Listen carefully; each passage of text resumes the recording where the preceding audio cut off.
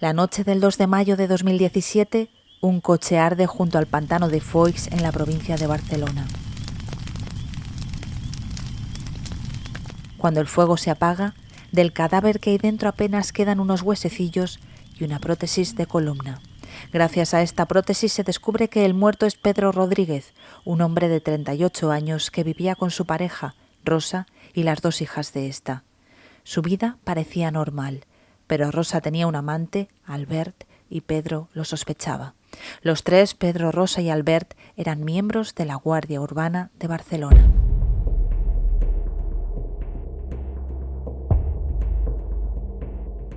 Te lo digo muchas veces y te lo repito. Te quiero como no he querido nunca a nadie. Te elegí e hice bien mi elección. Elegí una vida a tu lado y no me rendiré. Así que el mes que viene y el otro y lo que haga falta, buscaremos a nuestro bebé. Te quiero, ahora y siempre. Esta es la nota de amor que escribió Rosa a Pedro unos días antes de asesinarle, con la colaboración de Albert, su amante. Hoy hablamos del crimen de la Guardia Urbana.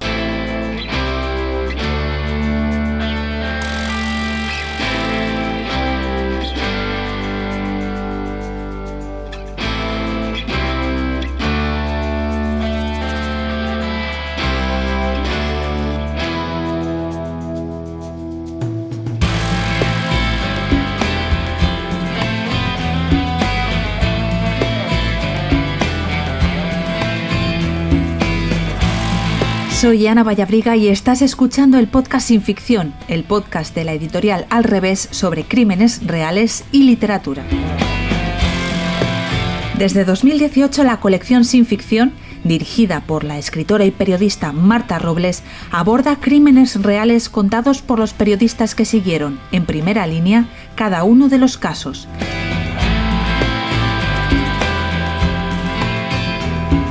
Si quieres saber más, tienes toda la información en alreveseditorial.com.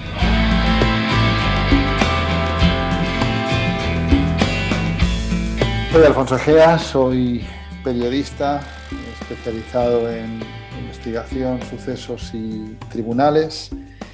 Llevo 20 años en el oficio, he publicado varios libros, he trabajado en varios medios de comunicación y últimamente trabajo mucho también en todo lo relacionado con la temática de interior, tanto en televisión como en prensa, y soy el autor del libro 29 balas y una nota de amor.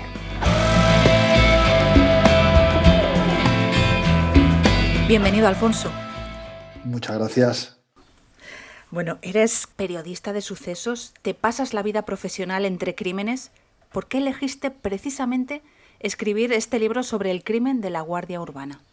Bueno, yo creo que sería injusto que dijera que lo elegí, porque creo que me eligieron para escribirlo en una maravillosa aventura que comenzaron Marta Robles y Gregory Dols con un sello literario con el que pretendían hacer una colección de lo que ahora se conoce como True Crime, cualquier libro o cualquier obra basada en hechos reales, pero contada de una manera un poco diferente.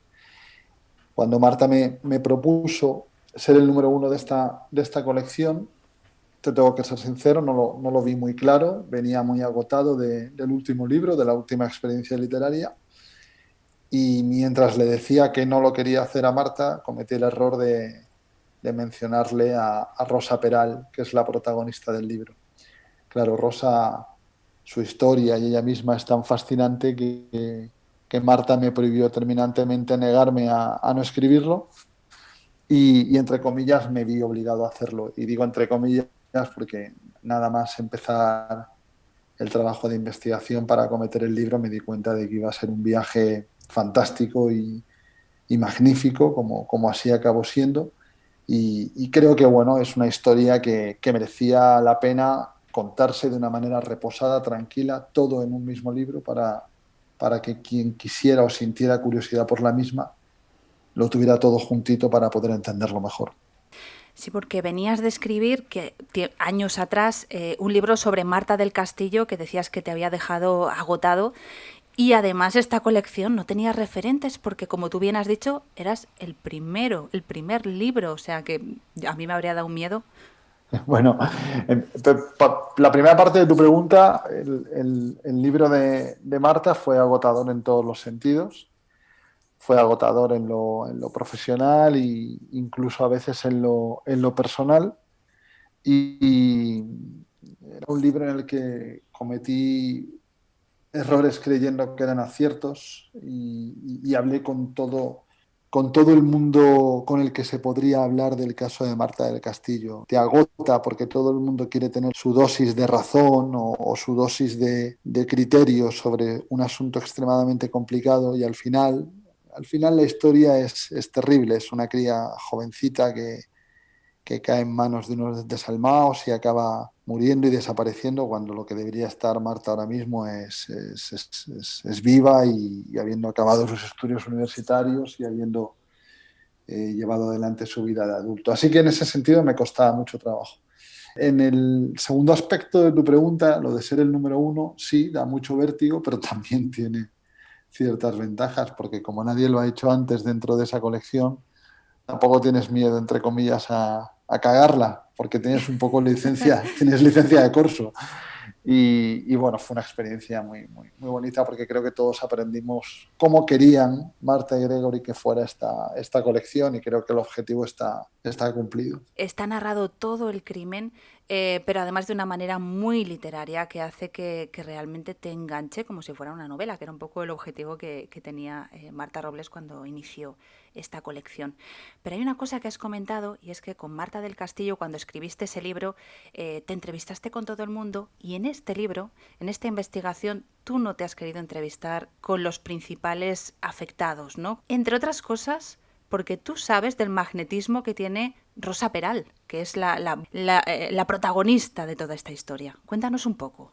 En el día a día de nuestro trabajo, nosotros hablamos bueno, con policías, con investigadores, con abogados, con fiscales.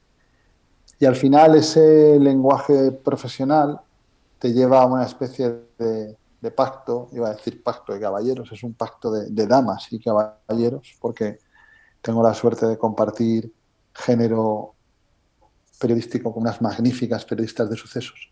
Y al final, cuando hablas con gente que profesionaliza la investigación y el suceso, parece que le quitas ese pedacito de emotividad para poder centrarte en los hechos objetivos. Ese fue el error que cometí con el asunto de Marta, demasiada subjetividad, demasiados sentimientos a flor de piel. Y en el libro de 29 balas, iba a decir el libro de Rosa, aunque realmente es el libro de Rosa y de Albert y de Pedro. En este libro pretendí estar lejos de las subjetividades precisamente por eso, porque me constaba que Rosa tiene una capacidad de manipulación y de influencia muy importante y yo creeré muchas cosas de mí mismo, pero no me puedo creer inmune a la capacidad de manipulación de un ser humano con tanto magnetismo. Al ver tres cuartos de lo mismo, porque él precisamente lo que querría es contar la historia que le exoneraba y luego hablar con la familia de Pedro. El contacto se limitó a lo meramente formal para preguntar qué grados de inconveniente tiene la familia de un hombre muerto a que se cuente su historia, que me parecía de recibo, pero tampoco mucho más. ¿Eh? Contacté con un hermano suyo y poco más, porque al final te das cuenta de que necesitas darle al lector que le gusta este género. ¿Eh? Eso es muy importante recalcarlo. Si quieres leerte este libro o cualquiera de la colección, te tiene que gustar el género. Y si te gusta el género, te gusta que te lo cuenten, pues eso, como lo contaría un investigador o un fiscal o un abogado. Entonces hemos intentado hacer unos libros lo más profesionalizados posible y alejándonos un poco del lado personal de las historias, que es lo más complicado de tramitar siempre. Y siguiendo un poco esa estela, ¿no? De seguir los casos como si fueras un investigador, pero a la vez manteniendo esa parte literaria, el libro comienza pues de la manera más llamativa, ¿no? Que es con ese cadáver calcinado Sí. encontrado en un coche. Ahí no hubo ningún intento de ser más o menos llamativo, más o menos espectacular en las primeras páginas de un libro, que es lo que cualquier persona ojea cuando está en la librería o el sampler que recibe en el formato digital. Ahí lo que pretendí era que la historia era tan buena y la historia era tan llamativa que bien contada requería de poco artificio. Puede estar mejor o peor explicado, eso ya depende de lo que a cada uno le guste leer, pero sí que en mi modo de ver la narrativa, en mi modo de explicar las situaciones, y me ocurre con un libro, pero me ocurre cuando escribo un artículo, sí que trato de acercarme al máximo a la descripción fotográfica. Sí que intento trasladarle al lector de cualquiera de los contenidos que yo genere una experiencia multisensorial, porque aunque estemos escribiendo, creo que podemos transmitir imágenes, colores, texturas, y a partir de ahí ese punto de partida, que es el punto de partida real de la investigación, una bolsa con unos cuantos huesos y muy poco más, una prótesis en la columna vertebral que va a ser importante en la investigación. Yo creo que había elementos más que suficientes como para decir al lector, bueno, bienvenido a la sala de autopsia, sé que te gusta esto porque si no, no te habrías acercado a este libro, y como sé que te gusta, te voy a intentar poner lo más cerca posible del doctor que está al lado del cadáver en la mesa de autopsias. Tampoco necesitaba un arranque mucho más llamativo que el que te daba la realidad, que ya era bastante, ¿eh? Un cadáver calcinado, nadie sabía quién era y como tú decías, esa prótesis tendrá luego mucha importancia y ahí ya entra en escena Rosa y después entrará en escena Albert. Cuando escribiste el libro todavía no se conocía el veredicto que iban, la condena que iban a tener los dos implicados. Esto se hizo público en plena pandemia. ¿Te sorprendió el resultado? No, no quiero sonar ni mucho menos condescendiente, pero estaba cantado. Y te voy a decir por qué, por varios motivos. Y lo que voy a explicar no ataca ni la presunción de inocencia ni de Rosa, ni de Albert, ni de cualquier otro tipo que se siente en un banquillo de los acusados. La investigación era impecable. Cuando hablamos de investigación impecable, la gente tiende a equivocarse. La gente cree que los investigadores están ahí para resolver crímenes. Realmente no es el espíritu de un investigador policial.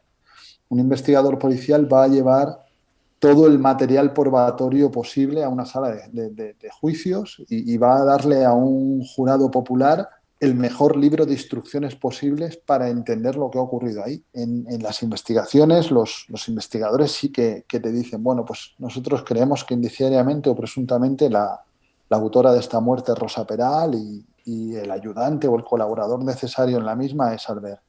Pero todo esto en un juicio tienes que ver el nivel probatorio que existe para colocar a cada uno de los dos en su sitio. Cuando arrancó el juicio, evidentemente Rosa jugó todas sus bazas para intentar encalomar la responsabilidad del crimen a Albert. Albert tuvo un comportamiento muy sereno, prefirió que fueran las pruebas las que hablaran en vez de él, y al final te das cuenta al acabar el juicio de que hay una conclusión que es a la que llegó el jurado. Rosa seguramente mató a Pedro y lo hizo o con la ayuda de Albert para el crimen o con la ayuda de Albert para deshacerse del cuerpo. Lo que sí que parece claro es que el mensaje general es que si Rosa y Albert no hubieran estado juntos, es altamente probable que Pedro estuviera vivo. Si tú eliminas a uno de los dos de la ecuación y Pedro seguiría vivo, significa que hacía falta a los dos para que Pedro estuviera muerto. Así que al final el jurado, que no está más que compuesto por gente con sentido común, dice, vale, pues como los dos tuvieron la misma responsabilidad, aunque los dos dedos no cabían en el gatillo, los dos van a tener una condena muy similar. Al final, cuando lees todo un sumario y lees una investigación, tienes que encontrarte con algo muy gordo, muy gordo, muy gordo, como para decir, mira, por aquí es por donde se va a escabullir. Pero en este caso es que era muy, muy, muy complicado que hubiera escapatoria para ninguno de los dos. Y sin embargo, Rosa Peral negó en todo momento ser ella la autora del crimen. Yo no lo hice, yo no he matado a nadie y yo amaba a Pedro y no tenía ningún móvil para que me digan que yo pudiera hacerlo. Si yo no hubiese querido estar con Pedro, o lo hubiese dejado igual que en otro momento, pues dejé a otras relaciones. No tiene ningún sentido, no tiene ningún porqué que yo hiciera algo así a la persona que estaba a mi lado.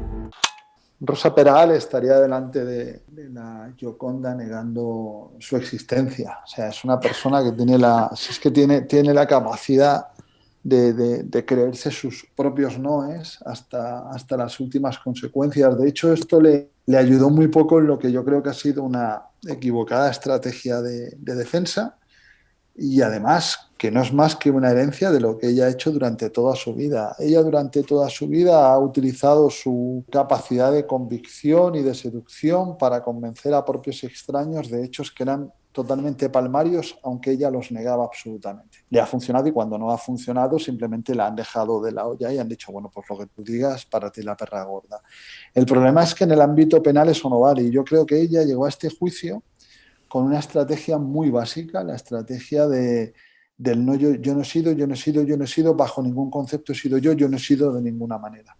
Seguramente si Rosa hubiera modulado su estrategia de defensa, hubiera conseguido una pena tal vez algo más clemente, porque se habrían tenido en cuenta algunos atenuantes, ¿no? Ella jugó con el miedo insuperable y jugó con otros conceptos que se podían haber utilizado. Yo creo que lo que Rosa pretendía al final, que esa mentira perviviera al menos en su entorno más íntimo. Que ella dentro de unos años pueda decir, me juzgaron y me condenaron injustamente porque yo siempre mantuve que fui inocente, ¿no? Y yo creo que eso pesó bastante más que el hecho de que ella nunca interiorizara que iba a estar 10, 12, 15 años en la cárcel, ¿no? Entonces ella se equivocó mucho en ese sentido, y ahí no me sorprendió nada, que lo negara todo, absolutamente todo, incluso, que esto es lo más curioso, hasta lo que estaba perfectamente probado, hasta lo que estaba totalmente demostrado. Rosa también lo negaba. Yo creo personalmente y humildemente que se equivocó. Sí, la condena no lo hemos dicho, pero creo que han sido 25 años para ella, ¿no? Y 20 para Albert, si no estoy equivocada. Hay un decalaje, creo que son 25 y 23, te hablo de memoria ahora, pero el decalaje solo se debe, la mínima diferencia entre ambas condenas se debe al agravante de parentesco. Al tener una relación sentimental formal con Pedro y tenerlo dentro de su casa, pues se eleva eso a parentesco, y eso es un agravante de 2 años de cárcel. Pero son prácticamente igual de responsables, salvo que a Rosa se le aumenta un poco la condena por el agravamiento de la pena al ser pariente de la víctima. Hago una pequeña pausa en la entrevista. Hace unos días os pedíamos que nombrarais un crimen cometido por una mujer. Paula menciona el crimen de la cabeza de Castro Urdiales. Jesús Mari Baranda era un jubilado vasco que había sido director de una sucursal bancaria. Tras 2 meses desaparecido, una vecina encontró su cabeza dentro de una caja envuelta en papel de regalo con un lazo. Mari Carmen Merino, la pareja del desaparecido, se la había entregado para que la guardara, ya que la Guardia Civil iba a registrar la casa donde vivían los dos y le daba vergüenza que vieran los juguetes sexuales que había dentro. Interrogada por los agentes, Mari Carmen Merino dijo que alguien dejó la caja en el felpudo de la casa y que ella la guardó porque era lo único que le quedaba de su pareja. Se encontraron manchas de sangre en la casa, pero el cuerpo de Jesús Mari Baranda aún no se ha encontrado. El posible móvil: Jesús había hecho testamento en favor de Mari Carmen Merino. Esther nombra el asesinato de Gabriel Cruz, de 8 años. ¿Qué decir de este caso que nos conmocionó a todos? El niño desapareció en el corto trayecto que separa la casa de su abuela de la de sus primos en una pequeña pedanía de Níjar. Comenzó la búsqueda, que finalizó 12 días después, cuando la Guardia Civil interceptó el coche de Ana Julia Quezada, pareja del padre del niño, y encontraron el cuerpo de Gabriel en el maletero. El niño murió por estrangulamiento. Parece que la asesina mató al pequeño por celos, porque interfería en la relación que ella quería tener con su padre. Ana Julia Quezada fue condenada a prisión permanente revisable. Daniela destaca a la asesina en serie Aileen Wuornos. Su historia fue retratada en la película Monster, protagonizada por Charlize Theron. En este caso, al igual que en el caso de Ana Julia Quezada, se trata de una mujer con una vida muy difícil que pasó de ser víctima a victimaria. Wuornos ejercía la prostitución y fue condenada por el asesinato de 6 hombres entre 1989 y 1990. Fue condenada a muerte y recibió la inyección letal en 2002. Gracias a quienes habéis participado y seguimos con la entrevista. hay menos mujeres asesinas, parece que la testosterona tiene algo que ver, y quizás por eso nos llama más la atención cuando una mujer es la que protagoniza un crimen. Ujú, Este caso a mí me recuerda un poco al reciente caso también de Mage, la viuda negra de Patraix. ¿Es ujú. Rosa Peral una mujer asesina típica? En algunas cosas yo creo que sí. Yo cada vez que sale el tema de mujeres asesinas, recuerdo una conversación magnífica con Marisol Donís, que es una licenciada en farmacia y una absoluta aficionada al género negro y la criminología. Publicó un libro acerca de mujeres envenenadoras. Y más allá del modus operandi, más allá de que sea veneno o sea otro tipo de etiología criminal, a mí Marisol sí que me enseñó la diferencia que ella consideraba, y yo comparto, que había entre los actos criminales según el género. Nadie se libra de un acto criminal apasionado. Cuando hablamos de apasionado, no confundir con pasional, es ese arrebato, ¿no? Ese momento de ira que te lleva a cometer un crimen. Bueno, también hay mujeres que pegan un golpe, también hay mujeres que disparan un arma, también hay mujeres que utilizan un arma blanca.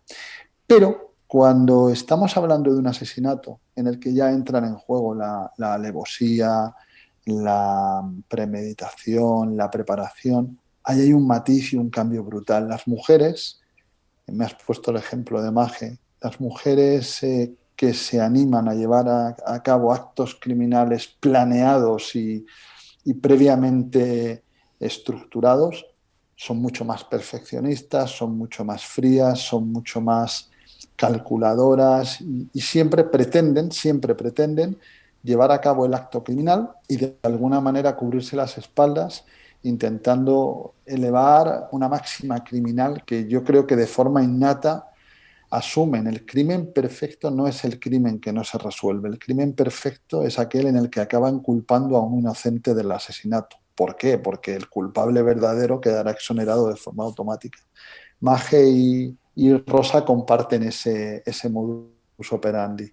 Lo prepararon, lo estructuraron, lo arreglaron e incluso encontraron la puerta por la que querían escaparse, que era el tonto útil. En el caso de Mage fue Salva, el enfermero compañero de profesión de ella, y en el caso de Rosa Peral fue Albert, que también era el que tenía más a mano para en el momento dado, si hacía falta, encalomarle la responsabilidad y así librarte tú de lo que te pudiera incriminar. También comparten las dos esa sexualidad tan activa, ¿no? Que Mm. eso, las dos tienen ese perfil también. Sí, yo ahí lo achaco más a una mera coincidencia. Son mujeres enormemente atractivas que tienen una vida social y amorosa y sexual muy activa. Hay un matiz muy curioso entre las dos que las diferencia. Maje es una persona a la que en su absoluta y completa libertad sexual lo que le gusta es estar con varios hombres. Sin embargo, Rosa yo creo que es un poco más complicada en ese sentido, porque Rosa quiere el pack completo. A Rosa no le vale el polvo esporádico en el asiento de atrás de un coche. Ella genera relaciones sentimentales paralelas. Por eso es tan complejo todo lo que le pasa en su vida. Hay un informe en este sumario que a mí me llamó mucho la atención, en el que se hace un volcado del teléfono móvil de Rosa para que los Mossos lo puedan analizar y te das cuenta de que la galería de fotos de Rosa está dividida en dos prácticamente, entre Albert y entre Pedro. Y te llama la atención que las fotos son de una índole muy similar. O sea, son fotos de noviazgo, ¿no? No son fotos estrictamente de una relación estrictamente sexual, ¿no? Ahí sí que percibo una diferencia entre ellas dos. Maje disfruta, se lo pasa bien y está en su completísimo derecho de hacerlo. Y Rosa se complica más la vida. Se complica más la vida con hombres a los que mete de forma integral en su vida. Son dos personas diferentes. Me parece muy interesante el matiz que haces, pero te lo decía sobre todo porque en los psicópatas y en las Mm. psicópatas que aquí no se ha hablado, aquí no sabemos, no se ha hecho una evaluación sobre, creo, ¿no?, que no se ha hecho ninguna evaluación sobre Rosa para determinar si tiene un perfil psicopático o no, pero sí que es verdad que hay una búsqueda continua de emociones fuertes. Y bueno, compaginar varias, digamos, relaciones a la vez, yo lo catalogaría como emociones fuertes, ¿eh?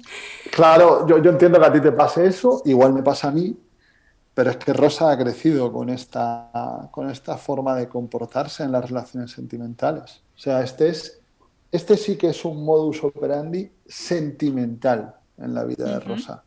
Rosa no ha sido, a lo mejor no lo sé, a lo mejor es tan compleja que es incapaz de mantener una relación monógama. Yo solo lo desconozco. Y en cuanto a lo que mencionabas, a Rosa se le hizo un estudio forense profundo para ver su grado de imputabilidad y estaba perfectamente sana en lo físico y en lo mental y lo único que se percibía era que tenía un concepto muy alto de sí misma y que cuando tenía problemas la culpa era del mundo, nunca era de ella. Pero yo no atribuyo el hecho de que Rosa compartiera diferentes emociones diferentes relaciones, perdona, a que ella buscara emociones de manera específica. Es que creo que el problema de Rosa es peor todavía. Creo que Rosa es así y no sabe ser de otra manera. De hecho, yo percibí en alguno de los pasajes de su interrogatorio que se grabó en vídeo en los juzgados de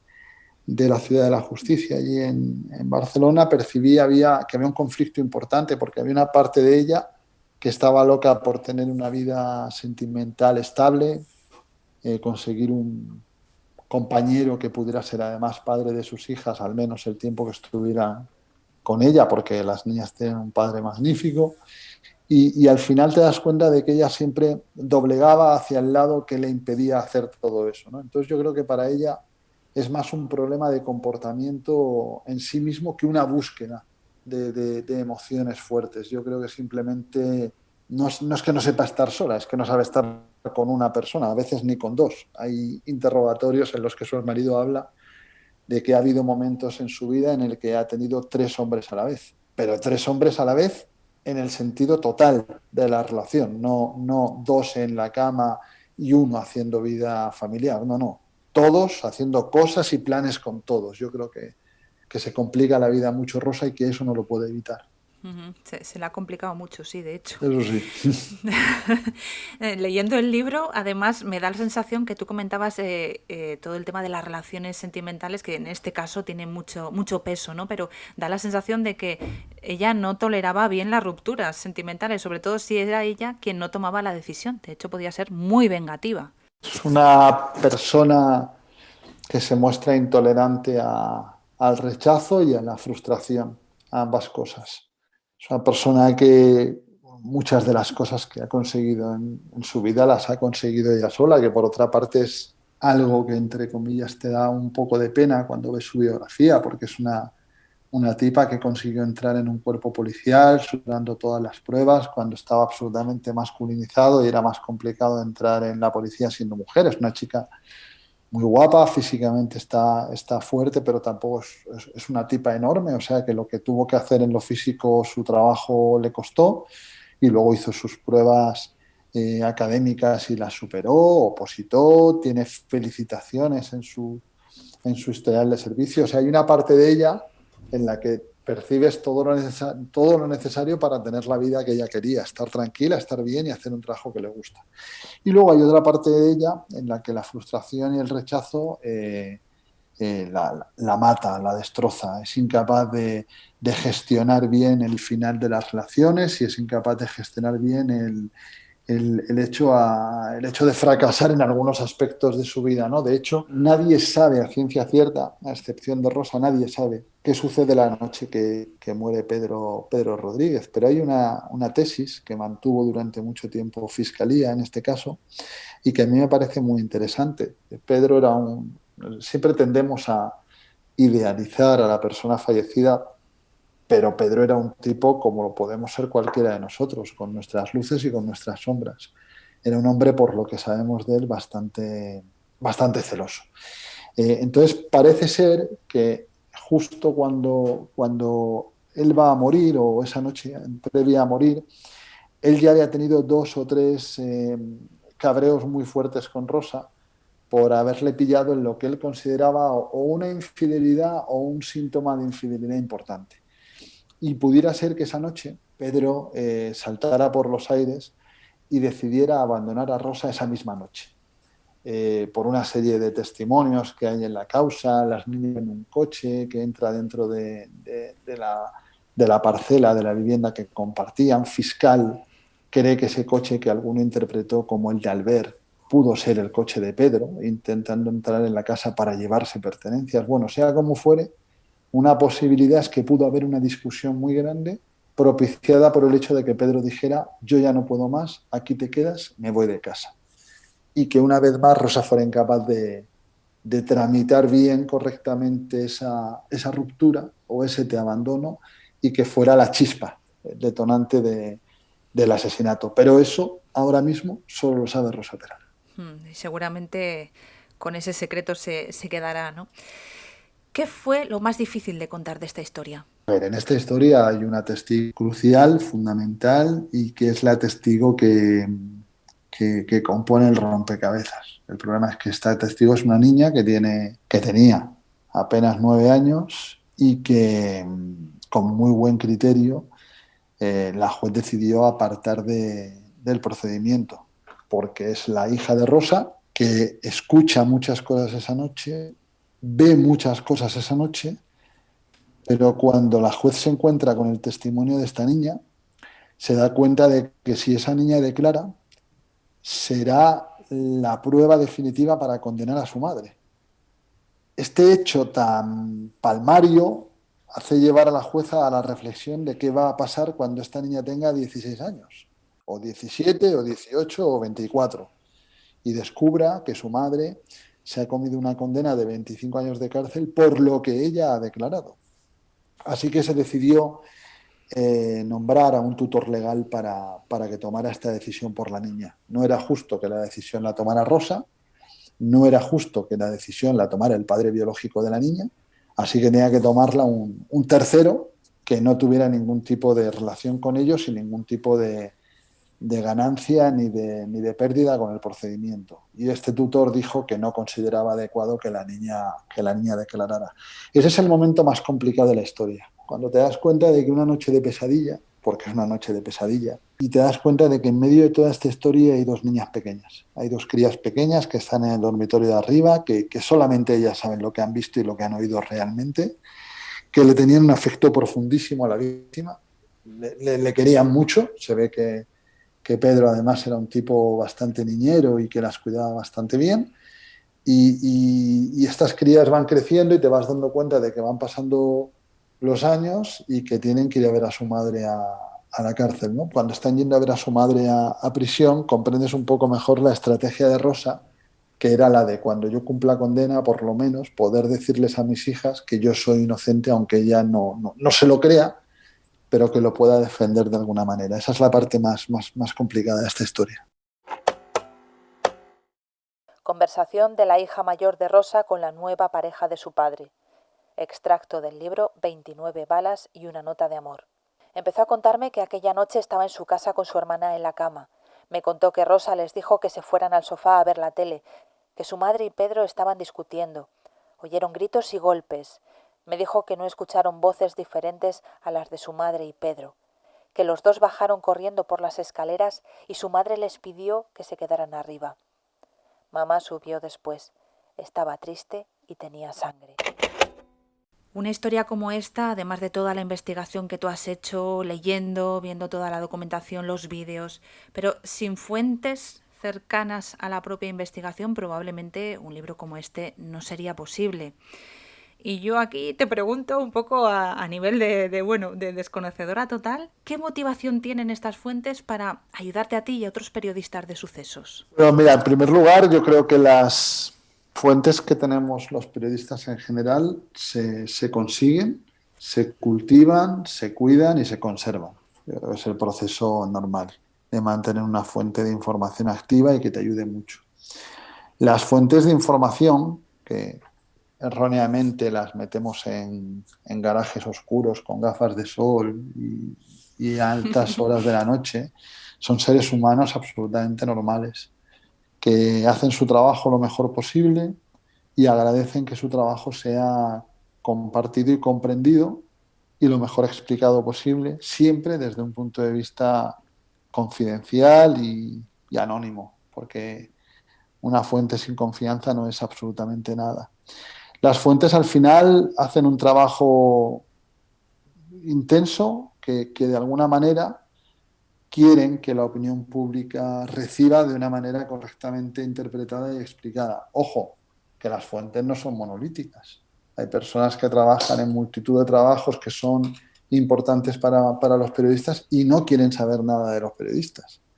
Y ahí lo único que puedes hacer como periodista es ser tremendamente respetuoso y probar con la fuente que está al lado. Si esa persona no quiere o considera que su información no debe trascender a los medios de comunicación, nosotros no somos absolutamente nadie para obligarles o para combinarles a hacer nada. Luego hay otra variante que es muy importante.